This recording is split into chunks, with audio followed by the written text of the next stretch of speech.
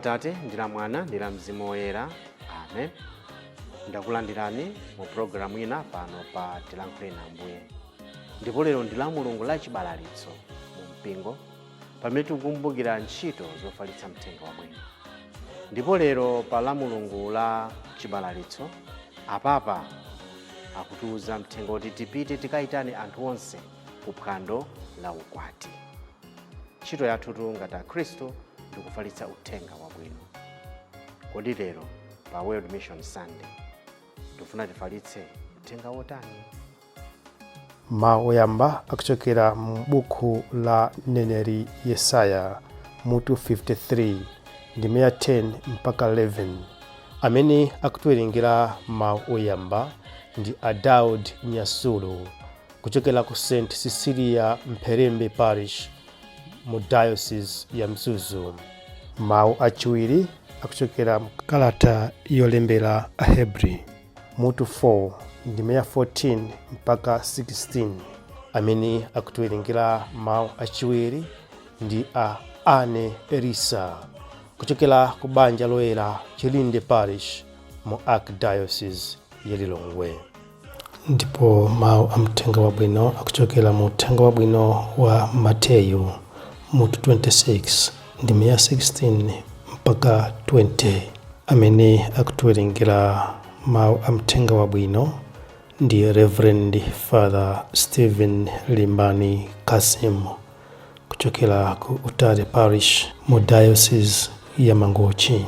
Koma amene akutigawira mawu ndi Reverend Father Frank Lazalo Phiri kuchokera ku St. Paul II Chitedze Parish mu Archdiocese ya Lilongwe. Mawu oyamba. Mawu a m'buku la mneneri Yesaya.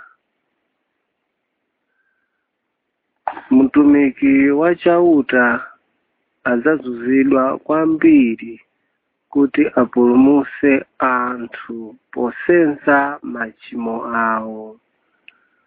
Chauta adafuna kuti mtumiki wake azunzidwe ndipo adamtsautsadi. Iyeyu adapereka moyo wake kuti ukhale nsembe yokhululukira machimo. Choncho adzaona zidzukulu zake, adzakhala ndi moyo wautali, ndipo chifuniro cha chauta chidzachitika mwa iye. Atatha mazunzo akewo, adzaonanso phindu lake, ndipo adzakhutira. Mwa nzeru zake mtumiki wanga wolungamayo adzalungamitsa anthu ambiri posenza machimo awo. Mawu a Ambuye. Tithokoze Mulungu. Mawu achiwiri. Yesu ndiye wansembe otiperekeza kwa Mulungu, chifukwa adamva zowawa kuti atipulumutse. Mawu amkalata yolembera Aheberi. Abale, tiyeni tigwiritse chikhulupiriro chimene timavomereza, pakuti tili naye mkulu wa nsembe opambana, amene adapita mpaka kukafika kumwamba kwenikweni kwa Mulungu. Iyeyu ndi Yesu, mwana wa Mulungu. Sitili naye mkulu wa nsembe amene sangathe kumva nafe chifundo chifukwa cha zofowoka zathu. Mkulu wa nsembe wathu adayesedwa pa zonse, monga momwe ife timayesedwera, koma iye sadachimwe konse. Tiyeni tsono tiyandikire mopanda mantha ku mpando wachifumu wa Mulungu okoma mtima. Kumeneko tidzalandira chifundo, ndipo mwakukoma mtima kwa Mulungu tidzapeza thandizo pa nthawi yake yeniyeni. Mawu a Ambuye. Tithokoze Mulungu. Ambuye akhale nanu, akhalenso ndi mzimu wanu. Mawu a mthenga woyera monga adalembera Mateyo. Ulemu kwa inu Ambuye. Mateyo mutu 28 kuyambira ndime ya 16 kulekera 20. Ophunzira 11 aja adapita ku Galileya, ku phiri kumene Yesu adapangana nawo kuti akakumane. Pamene adamuona, adampembedza, koma ena ankakayika. Yesu adaza pafupi nawawuza kuti, mphamvu zonse zapatsidwa kwa Ine, kumwamba ndi pansi pano. Chifukwa chake inu pitani kwa anthu a mitundu yonse, mukawasandutse ophunzira anga. Muzikawabatiza m'dzina la Atate ndi la Mwana ndi la Mzimu Woyera. Muzikawaphunzitsa kusunga zonse zimene Ine ndidakulamulani. Ndipo Ineyo ndili nanu masiku onse, mpaka kutha kwa dziko lino lapansi. Mthenga wa Ambuye. Ulemu kwa inu Ambuye Yesu Khristu. Mutu umene apapa adasankha chaka chino pa chibalitso cha mpingo ndiye kuti pitani mukayitana anthu onse ku phwando la ukwati. Mawu amenewa akutengedwa mu uthenga wa Mariko. Ndi paja pamene Ambuye Yesu amakamba za parabo ya mfumu yomwe idatuma antchito ake kuti akayitane anthu ku phwando la ukwati, koma anthu aja amakana. Fimu imeneyi kapena cholinga chimenechi ndi chozama kwambiri, chifukwa tikationetsetse mawu amene timasinkhasinkha kwambiri pa nkhani ya mission ndi mawu amene adagona pa nkhani ya kumapeto kwa uthenga uliwonse kuti pitani ku dziko lapansi. Ife ngati Akhristu pamene tikulalika ndi kufalitsa mthenga wabwino tidzakumana ndi zambiri. Ndipo apapo posankha nkhani imene ya anthu, parabo imeneyi ya munthu mfumu ija idatuma antchito ake kukayitana anthu kuti abwere ku phwando la ukwati, pali zinthu zingapo zimene zikupezeka mmene muja. Poyamba kuti antchito aja atatumidwa sadakane, adapita. Koma ngakhale adakapeza mavuto kumene kuja koyamba atatumidwa sadakane, atawuza kuti apitenso adapita. Kunanso kunena kuti nkhani yofalitsa uthenga wabwino singano tikhoza kutopa nayo. Anthu aja anapita ndipo anapita. Chifukwa chonena kuti Mulungu amatituma ngati Akhristu kulalika uthenga wabwino, chifukwa chonena kuti amafunitsitsa kuti aliyense akalandire chipulumutso. Amafunitsa kuti munthu aliyense akumane ndi Ambuye Yesu. Ndipo amafunitsa kunena kuti pamapeto pa zonse tikakumana naye Mulunguyo mu ufumu wake. Koma kuti izi zitheke amatituma. Kutituma kuti tipite tikalalika uthenga wabwino. Amatituma tikadziwitse anthu za Yesu Khristu. Akutituma kuti tsiku lililonse tikhale akazembe a mthenga wabwino. Tikamakamba za mission, sitingakambe za mission kapena kutumidwa osakhudza Ukaristiya. Chifukwa pa nsembe ya misa iliyonse ya tsiku limene timachita tsiku lililonse, kandi la Mulungu ndi ngati mwa Sabata, mawu amaliza amanena kuti ite missa est, go the mass is ended. Sapempha palilazira mwina ansembe nazanga ndilo nakuti tikhale ndi mtendere wa Ambuye yayi papeza kuti tikhale. Ndiye kuti pa nsembe ya misa iliyonse timaka kuti tikutumidwa, go. Ndicho choncho tikakhala ansembe anzanga ndinu tikamanena kuna kuti tikhale ndi mtendere tikulakwitsa, because it's not tikhale, it's go. It's a command. Jesus is commanding us to go to the world, to invite all the people monga papa kunena to the banquet. Abwere. So ntchito is to go. osati to remain, osati khalani. Tina kuzindikira kunena kuti pa nsembe ya misa iliyonse timatumidwa to go on a mission yokalalika mthenga wabwino. Timatumidwa kukalalika Yesu Khristu wamoyo. Timatumidwa kunena kuti tikauze anthu zimene Ambuye Yesuwo akufuna kuti tizizichita. So ndikumati ife a Khristu, ife a Katolika, kodi pa mission imene timapita mufanizo limene Ambuye Yesu anena kuti akwatuma ntchito kunena kuti mfumu ikwatuma ntchito wake kunena kuti kayitanire anthu kuphwando, ena anakana, ena anawamenya, ena anatani, potengera kunena kuti which gospel we are reading.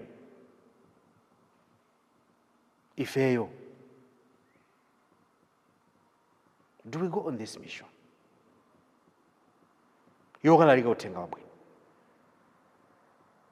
Ndangati ife timachita mantha kupita kukalalika uthenga wabwino, kubalalitsa chikhulupiriro. Ndangati ife timaopsezedwa ndipo timakhwinyata pofuna kukalalika uthenga wabwino. Ndangati ife amene timang'ana mabwana athu tisadanene zimene uthenga wabwino ukutiuza. Ndangati ife amene timakhala busy kufuna kusangalatsa anthu chifukwa timalandira kenakake m'malo moti tiulalike uthenga wa Mulunguwo monga mmene uthengawo ulili, the word of God. Mawu a Mulungu samayepula. Choncho mission imene mpingo umatipatsa lero pa World Mission Sunday siyoyepula. Tipite ndati tisatope. Fuje mapitizo ono abwerako awatani ali Peterson. Abwerako Peterson. God sends us on this mission continually and continuously. And tina kuyankha continually and continuously. And tina kupita hadi to the mission. Zimadabwitsa, awo ndimakonda kunena. Madai dziko la Malawi ni dziko lopa Mulungu. Koma ndi dziko limene tikamba kuona mbiri zake, zina zozizwitsa kwa basi. Pakati patakatuka mankhani ya people with urbanism maphedwa. Tukamba za umbanda ndi umbavu uchitika mdziko lathu lino. Tukamba za corruption imene yafika posauzana. Tukamba za anthu amene akulemera in a short period of time nomadzifunsa kuti zikutheka bwa.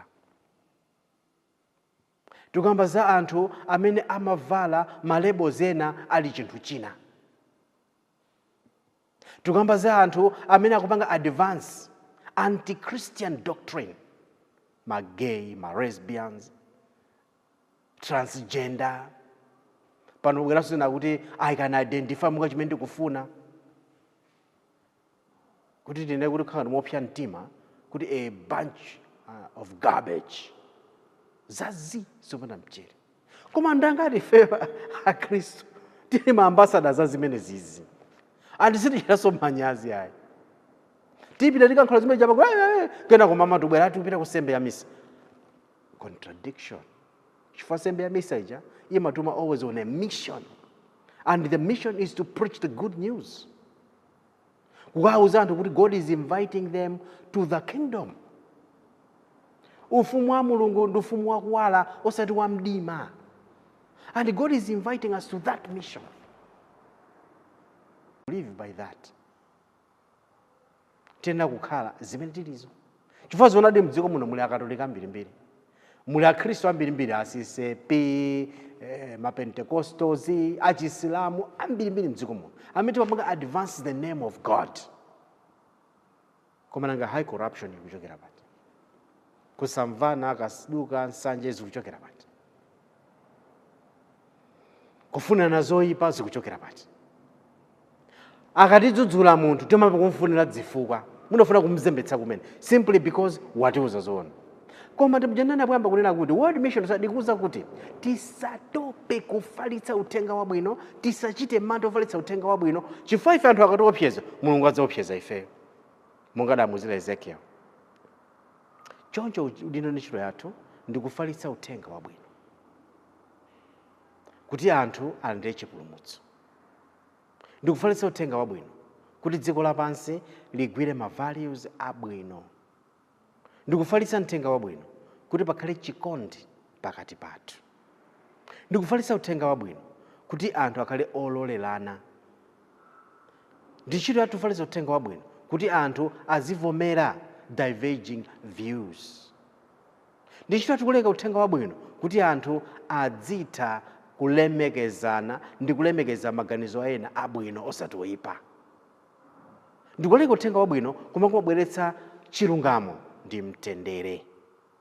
Ndipo ndikulalika uthenga wabwino zimene zibweretsa bata m'mitima mwa anthu. Chifukwa uthenga wabwino ndi good news. Apapa pa World Mission Sunday ino ya 2024 pamutu umene asankha akutiza kuti tisatope. Ndipo akutulumikiza ndi ukarisia pamene misa ikamatha timatumidwa kulalika uthenga wabwino. Choncho tikamapita ku nsembe ya misa tizizindikira tikupita kuti Ambuye akatitume. Tikupita kuti kalanda Ambuye Yesu Khristu amene ali nourishment yathu tiyende ulendo wofalitsa uthenga wabwino. Tisatope kufalitsa uthenga wabwino.